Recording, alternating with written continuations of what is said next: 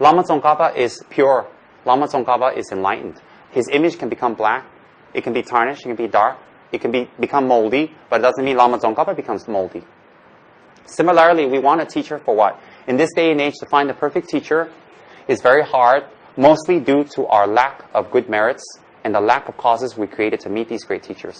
And sometimes even when we come across these great teachers, all we see is imperfections and faults.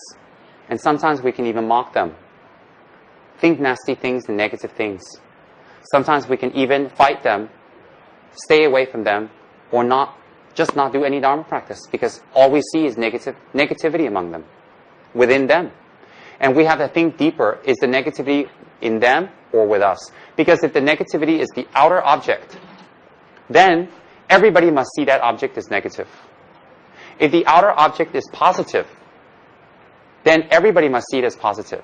So if some people see the object as positive, some see it as negative, it cannot be the object, the perceived object. It must be the perceiver. They themselves are at fault. So if your guru is at fault, everybody must see your guru at fault. So whenever you tell your people, oh, my guru did this and this and this and this, everybody say, oh, yes, you're right. Let's get him. But if people tell you, no, it's not like that, it's like this, and you continue to fight or argue or debate, it's not about who's right and wrong, it's about you not letting go of who you really don't want to face, what you are or what you become at this time.